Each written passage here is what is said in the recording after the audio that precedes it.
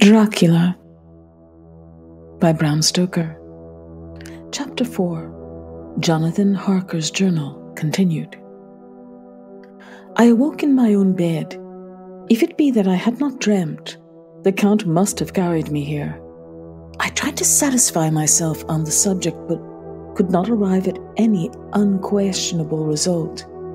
To be sure, there were certain small evidences, such as that my clothes were folded and laid by in a manner which was not my habit.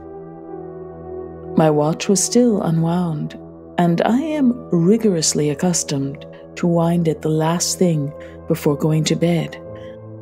And many such details, but these things are no proof, for they may have been evidences that my mind was not as usual, and from some cause or another, I had certainly been much upset. I must watch for proof. Of one thing I am glad. If it was that the Count carried me here and undressed me, he must have been hurried in his task, for my pockets are intact. I am sure this diary would have been a mystery to him, which he would not have brooked. He would have taken or destroyed it. As I look around this room, although it has been to me so full of fear, it is now a sort of sanctuary, for nothing can be more dreadful than those awful women who are, waiting to suck my blood. 18 May. I have been down to look at that room again in daylight, for I must know the truth. When I got to the doorway at the top of the stairs, I found it closed. It had been so forcibly driven against the jamb that part of the woodwork was splintered.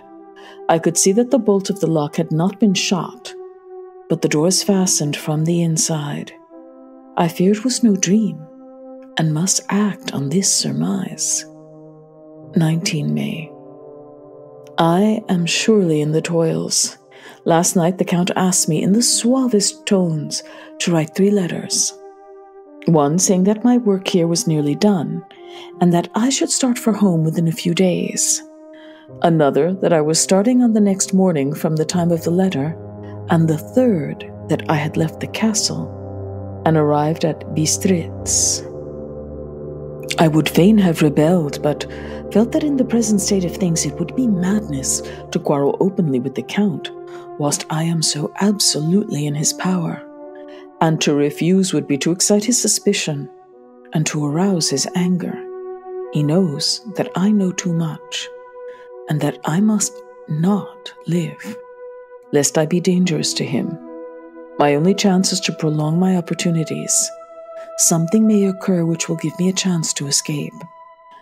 I saw in his eyes something of that gathering wrath which was manifest when he hurled that fair woman from him. He explained to me that posts were few and uncertain, and that my writing now would ensure ease of mind to my friends. And he assured me with so much impressiveness that he would countermand the later letters, which would be held over at Bistritz until due time, in case chance would admit of my prolonging my stay. That to oppose him would have been to create a new suspicion. I therefore pretended to fall in with his views and asked him what dates I should put on the letters. He calculated a minute and then said, "The first should be June 12th, the second June 19, and the third June 29. I now know the span of my life. God help me. 28 May. There is a chance of escape, or at any rate, of being able to send word home. A band of Sisgeni have come to the castle and are encamped in the courtyard. These Sisgeni are gypsies. I have notes of them in my book. They are peculiar to this part of the world, though allied in the ordinary, or rather to the ordinary gypsies all over the world. There are thousands of them in Hungary and Transylvania who are almost outside all law. They attach themselves as a rule to some great noble or boyar and call themselves by his name. They are fearless and without religion, save superstition, and they talk only their own varieties of the Romany tongue. I shall write some letters home, and shall try to get them to have them posted. I have already spoken them through my window to begin acquaintanceship. They took their hats off, and made obeisance, and many signs, which, however, I could not understand any more than I could understand their spoken language. I have written the letters. Mina's is in shorthand, and I simply ask Mr. Hawkins to communicate with her. To her I have explained my situation, but without the horrors which I may only surmise. It would shock and frighten her to death were I to expose my heart to her. Should the letters not carry, then the Count shall not yet know my secret, or the extent of my knowledge. I have given the letters. I threw them through the bars of my window with a gold piece, and made what signs I could to have them posted.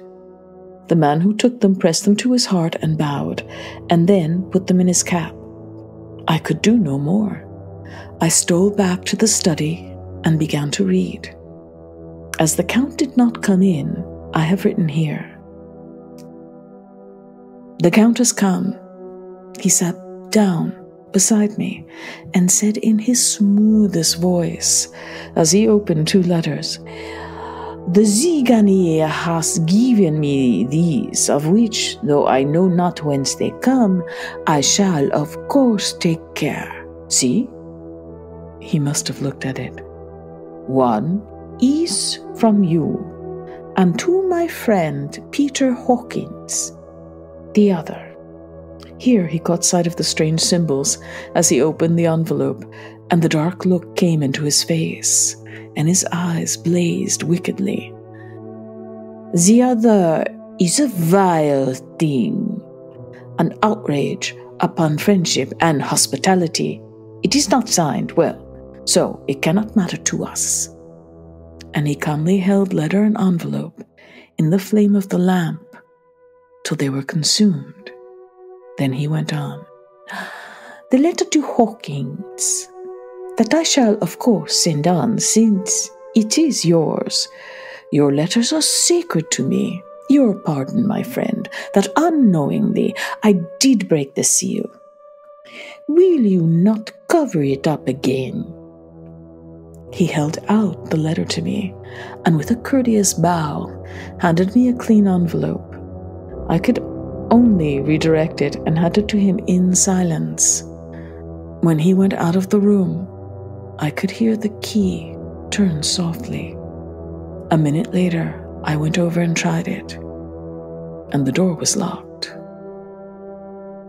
When an hour or two after, the Count came quietly into the room, his coming awakened me, for I had gone to sleep on the sofa. He was very courteous and very cheery in his manner, and seeing that I had been sleeping, he said, "So, my friend, you are tired. Get to bed. There is the surest rest. I may not have the pleasure to talk tonight, since there are labors to me, but you will sleep, I pray." I passed to my room and went to bed, and, strange to say, slept without dreaming. Despair has its own calms. 31 May. This morning when I woke, I thought I should provide myself with some paper and envelopes from my bag, and keep them in my pocket, so that I might write in case I should get an opportunity. But again, a surprise. Again, a shock. Every scrap of paper was gone. With it, all my notes, my memoranda relating to railways and travel, my letter of credit, in fact, all that might be useful to me were I once outside the castle. I sat and pondered a while, and then some thought occurred to me, and I made search of my portmanteau and in the wardrobe, where I had placed my clothes. The suit in which I had traveled was gone. Also my overcoat and rug. I could find no trace of them anywhere. This looked like some new scheme of villainy. 17 June. This morning, as I was sitting on the edge of my bed, cudgeling my brains, I heard without a cracking of whips and pounding and scraping of horses' feet up the rocky path beyond the courtyard. With joy, I hurried to the window and saw drive into the yard 2 great leader wagons, each drawn by 8 sturdy horses, and at the head of each pair a Slovak, with his wide hat, great nail-studded belt, dirty sheepskin, and high boots. They also had their long staves in hand. I ran to the door, intending to descend and try and join them through the main hall, as I thought that way might be opened for them. Again, a shock. My door was fastened on the outside. Then I ran to the window and cried to them. They looked up at me stupidly and pointed, but just then the hetman of the Zigani came out, and seeing them pointing to my window, said something at which they laughed. Henceforth, no effort of mine, no piteous cry or agonized entreaty would make them even look at me. They resolutely turned away. The leader wagons contained great square boxes with handles of thick rope. These were evidently empty by the ease with which the Slovaks handled them, and by their resonance as they were roughly moved. When they were all unloaded and packed in a great heap in one corner of the yard, the Slovaks were given some money by the Sizgani, and spitting on it for luck, lazily went each to his horse's head. Shortly afterwards, I heard the cracking of their whips die away in the distance. 24 June, before morning.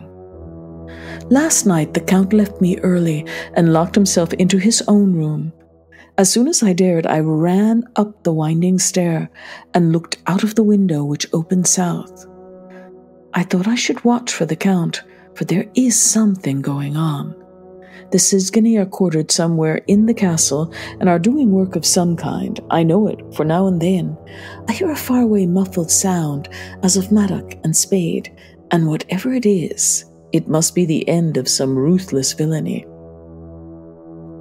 I had been at the window somewhat less than half an hour when I saw something coming out of the Count's window. I drew back and watched carefully, and saw the whole man emerge. It was a new shock to me to find that he had on the suit of clothes which I had worn whilst traveling here, and slung over his shoulder the terrible bag which I had seen the women take away. There could be no doubt as to his quest, and in my garb too. This then is his new scheme of evil, that he will allow others to see me as they think, so that he may both leave evidence that I have been seen in the towns or villages posting my own letters, and that any wickedness which he may do shall, by the local people, be attributed to me. It makes me rage to think that this can go on, and whilst I'm shut up here, a veritable prisoner, but without that protection of the law which is even a criminal's right and consolation. I thought I would watch for the Count's return, and for a long time sat doggedly at the window. Then I began to notice that there were some quaint little specks floating in the rays of the moonlight. They were like the tiniest grains of dust, and they whirled round and gathered in clusters in a nebulous sort of way. I watched them with a sense of soothing, and a sort of calm stole over me. I leaned back in the embrasure in a more comfortable position, so that I could enjoy more fully the aerial gambolling. Something made me start up. A low, piteous howling of dogs somewhere far below in the valley, which is hidden from my sight. Louder, it seemed to ring in my ears, and the floating motes of dust to take new shapes to the sound as they danced in the moonlight. I felt myself struggling to awake to some call of my instincts. Nay, My very soul was struggling, and my half-remembered sensibilities were striving to answer the call. I was becoming hypnotized. Quicker and quicker danced the dust. The moonbeams seemed to quiver as they went by me into the mass of gloom beyond. More and more they gathered till they seemed to take dim phantom shapes. And then I started broad awake and in full possession of my senses and ran screaming from the place. The phantom shapes, which were becoming gradually materialized from the moonbeams, were those of the 3 ghostly women to whom I was doomed. I fled and felt somewhat safer in my own room, where there was no moonlight and where the lamp was burning brightly. When a couple of hours had passed, I heard something stirring in the Count's room, something like a sharp wail, quickly suppressed. And then there was silence, deep, awful silence, which chilled me. With a beating heart, I tried the door, but I was locked in my prison and could do nothing. I sat down and simply cried. As I sat, I heard a sound in the courtyard without, the agonized cry of a woman. I rushed to the window and, throwing it up, peered out between the bars. There indeed was a woman with disheveled hair, holding her hands over her heart, as one distressed with running. She was leaning against a corner of the gateway. When she saw my face at the window, she threw herself forward and shouted in a voice laden with menace, "Monster, give me my child!" She threw herself on her knees, raising up her hands, cried the same words and tones which wrung my heart. Then she tore her hair and beat her breast, and abandoned herself to all the violences of extravagant emotion. Finally, she threw herself forward, and though I could not see her, I could hear the beating of her naked hands against the door. Somewhere high overhead, probably on the tower, I heard the voice of the Count calling in his harsh metallic whisper. His call seemed to be answered from far and wide by the howling of wolves. Before many minutes had passed, a pack of them poured, like a pent-up dam when liberated, through the wide entrance into the courtyard. There was no cry from the woman, and the howling of the wolves was but short. Before long they streamed away singly, licking their lips.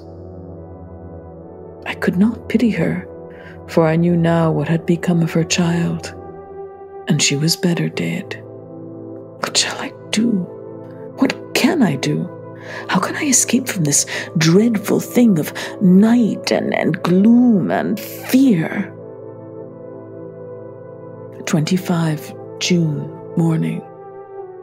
No man knows, till he has suffered from the night, how sweet and how dear to his heart and eye the morning can be.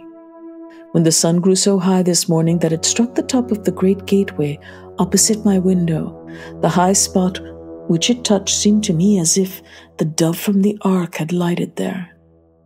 My fear fell from me, as if it had been a vaporous garment which dissolved in the warmth.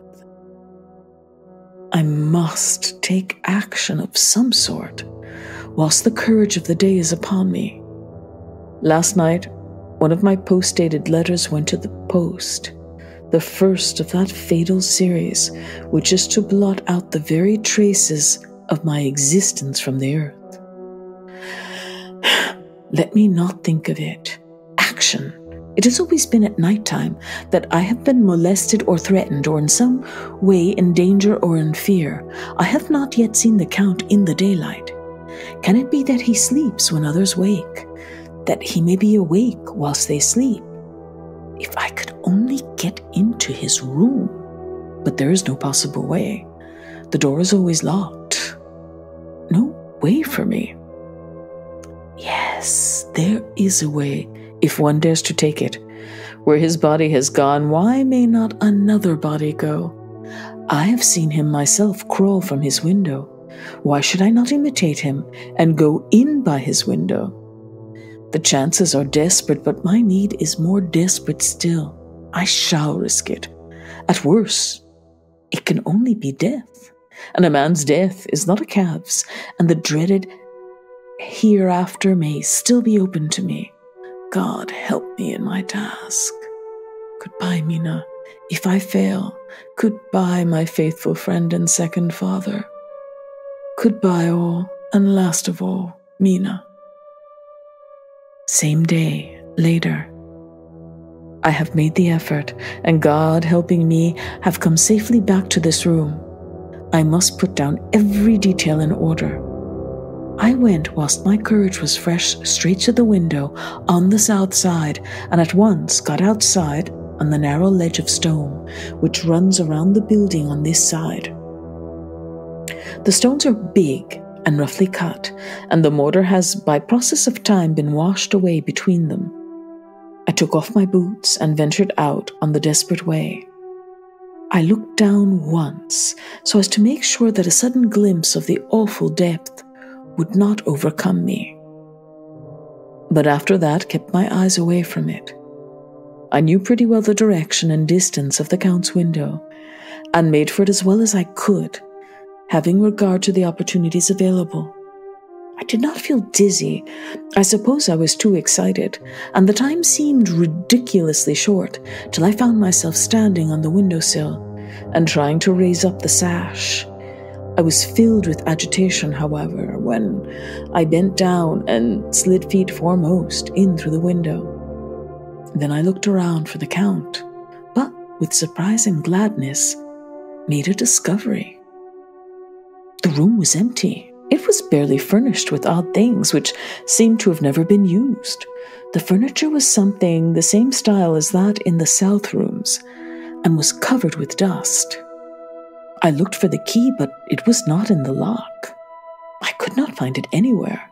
The only thing I found was a great heap of gold in one corner, gold of all kinds, Roman and British and Austrian and Hungarian and Greek and Turkish money, covered with a film of dust, as though it had lain long in the ground. None of it that I noticed was less than 300 years old. There were also chains and ornaments, some jeweled, but all of them old and stained. At one corner of the room was a heavy door. I tried it, for since I could not find the key of the room or the key of the outer door, which was the main object of my search, I must make further examination, or all my efforts would be in vain. It was open, and led through a stone passage to a circular stairway, which went steeply down.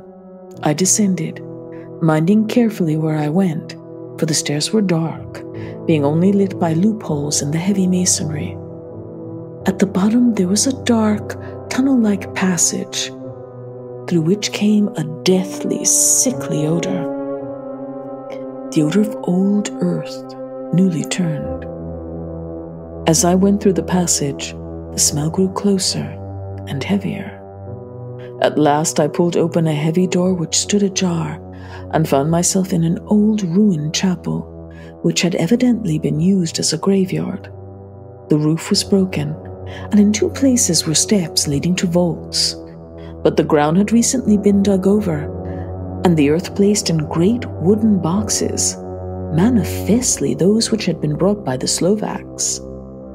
There was nobody about, and I made search for any further outlet, but there was none. Then I went over every inch of the ground so as not to lose a chance.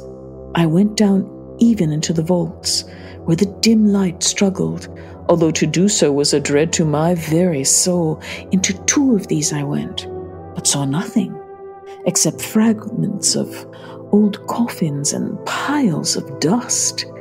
In the third, however, I made a discovery. There, in one of the great boxes, of which there were 50 in all, on a pile of newly dug earth, lay the Count. He was either dead or asleep. I could not say which, for the eyes were open and stony, but without the glassiness of death, and the cheeks had the warmth of life through all their pallor. The lips were as red as ever. But there was no sign of movement, no pulse, no breath, no beating of the heart. I bent over him and tried to find any sign of life, but in vain. He could not have lain there long, for the earthy smell would have passed away in a few hours. By the side of the box was its cover, pierced with holes here and there. I thought he might have the keys on him, but when I went to search, I saw the dead eyes. And in them, dead though they were, such a look of hate, though unconscious of me or my presence, that I fled from the place, and leaving the Count's room by the window, crawled again up the castle wall. Regaining my room, I threw myself, panting, upon the bed, and tried to think. 29 June. Today is the date of my last letter, and the Count has taken steps to prove that it was genuine, for again I saw him leave the castle by the same window and in my clothes. As he went down the wall, lizard fashion, I wished I had a gun or some lethal weapon that I might destroy him. But I fear that no weapon wrought alone by man's hand would have any effect on him. I dared not wait to see him return, for I feared to see those weird sisters. I came back to the library and read there till I fell asleep. I was awakened by the Count, who looked at me grimly as a man can look, as he said, "Tomorrow, my friend, we must part. You return to your beautiful England, I to some work which may have such an end that we may never meet. Your letter home has been dispatched. Tomorrow I shall not be here, but all shall be ready for your journey.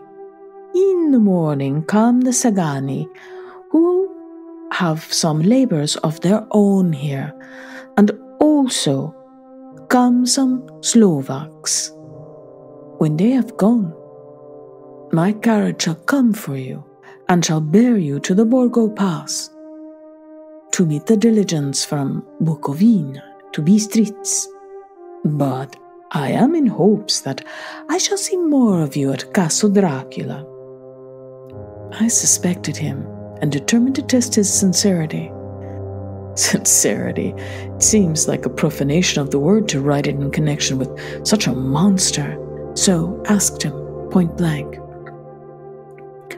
"Why may I not go tonight?" "Because, dear sir, my coachman and horses are away on a mission." "But I would walk with pleasure. I want to get away at once." He smiled such a soft, smooth, diabolical smile that I knew there was some trick behind his smoothness. He said, "And your baggage?" "I do not care about it. I can send for it some other time." The Count stood up and said with a sweet courtesy which made me rub my eyes, it seemed so real, "You English have a saying which is close to my heart, for its spirit is that which rules our boyars. Welcome the coming, speed the parting guest. Come with me, my dear young friend. Not an hour shall you wait in my house against your will. Though sad I am at your going, and that you should so suddenly desire it. Come." With a stately gravity, he, with the lamp, preceded me down the stairs and along the hall. Suddenly he stopped. "Hark!" Close at hand came the howling of many wolves. It was almost as if the sound sprang up at the rising of his hand, just as the music of a great orchestra seems to leap under the baton of the conductor. After a pause of a moment, he proceeded in his stately way to the door, drew back the ponderous bolts, unhooked the heavy chains, and began to draw it open. To my intense astonishment, I saw that it was unlocked. Suspiciously, I looked all around but could see no key of any kind.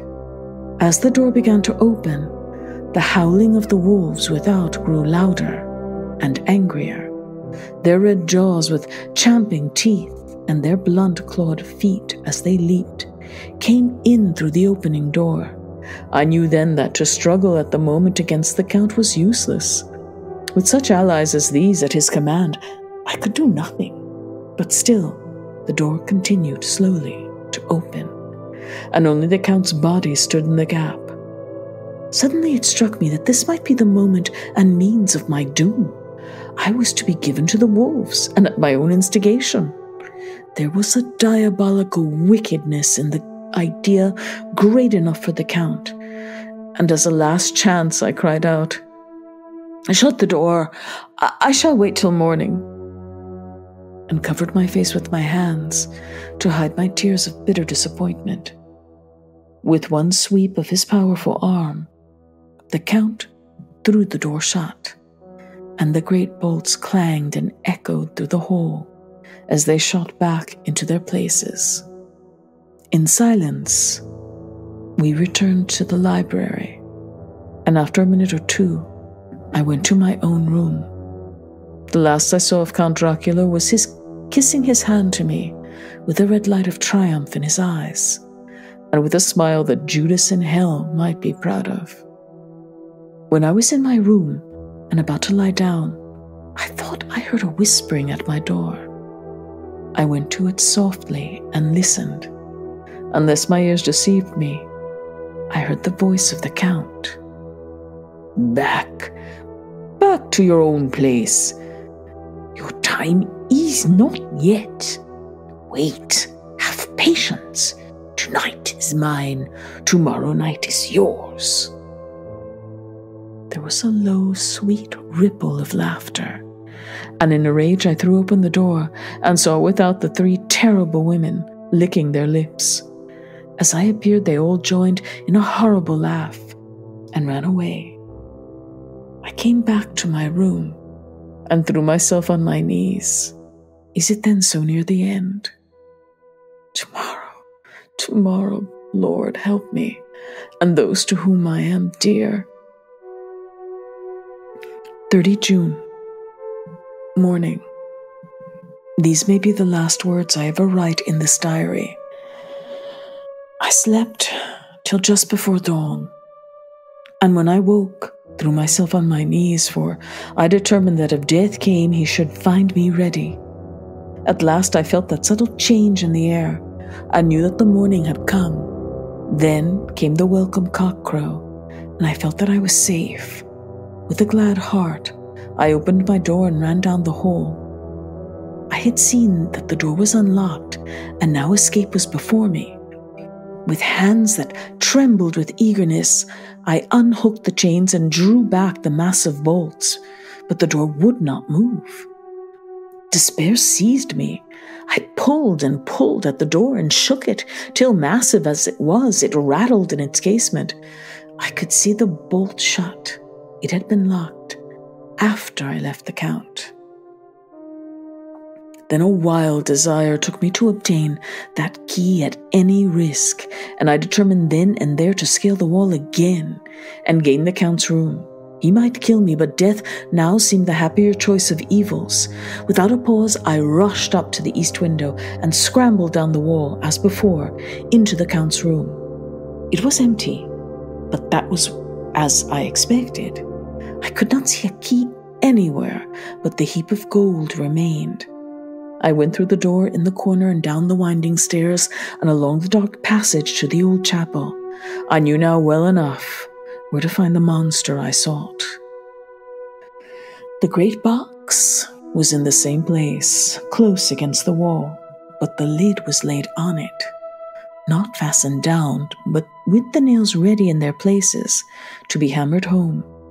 I knew I must reach the body for the key, so I raised the lid and laid it back against the wall, and then I saw something which filled my very soul with horror There lay the Count, but looking as if his youth had been half renewed, for the white hair and mustache were changed to dark iron grey. The cheeks were fuller, and the white skin seemed ruby red underneath. The mouth was redder than ever, for on the lips were gouts of fresh blood, which trickled from the corners of the mouth and ran over the chin and neck.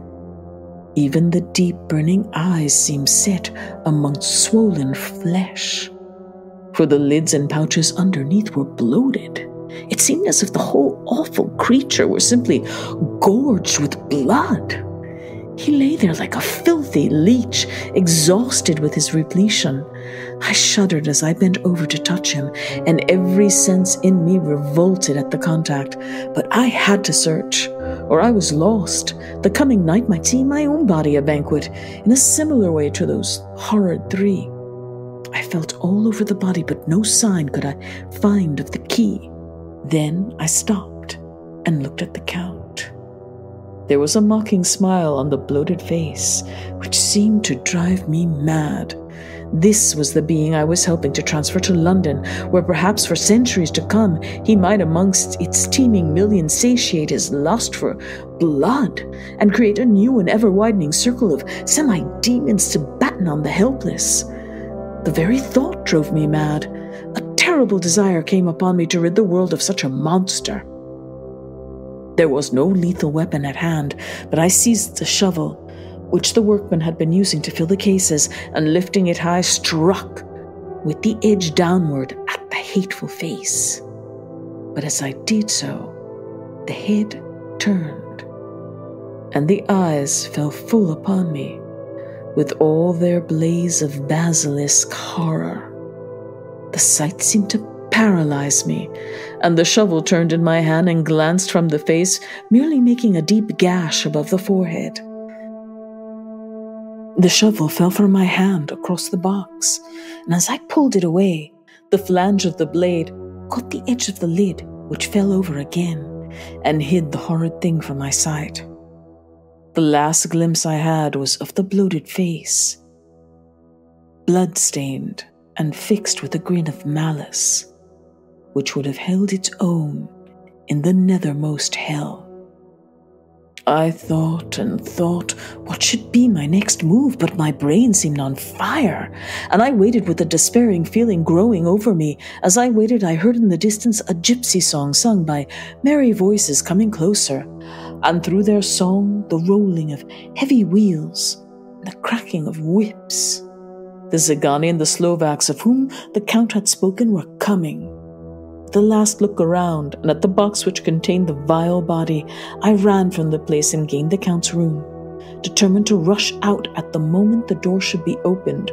With strained ears I listened and heard downstairs the grinding of the key in the great lock and the falling back of the heavy door. There must have been some other means of entry, or someone had a key for one of the locked doors. Then there came the sound of many feet tramping and dying away in some passage, which sent up a clanging echo. I turned to run down again towards the vault, where I might find the new entrance, but at the moment there seemed to come off a violent puff of wind, and the door to the winding stair blew to with a shock that set the dust from the lintels flying. When I ran to push it open, I found that it was hopelessly fast. I was again a prisoner, and the net of doom was closing round me more closely. As I write, there is a passage below, a sound of many tramping feet and the crash of weights being set down heavily, doubtless the boxes with their freight of earth. There is a sound of hammering. It is the box being nailed down. Now I can hear the heavy feet tramping again along the hall, with many other idle feet coming behind them. The door is shut, and the chains rattle. There is a grinding of the key in the lock. I can hear the key withdraw, then another door opens and shuts. I hear the creaking of lock and bolt. Hark! In the courtyard, down the rocky way, the roll of heavy wheels, the crack of whips, and the chorus of the Zigani as they pass into the distance. I am alone in the castle. with those awful women. Faugh! Mina is a woman, and there is naught in common. They are devils of the pit. I shall not remain alone with them. I shall try to scale the castle wall farther than I have yet attempted. I shall take some of the gold with me, lest I want it later. I may find a way from this dreadful place. And then, away for home, away to the quickest and nearest train, away from this cursed spot, this cursed land, where the devil and his children still walk with earthly feet. At least God's mercy is better than that of these monsters, and the precipice is steep and high. At its foot a man may sleep as a man. Goodbye, all. Mina.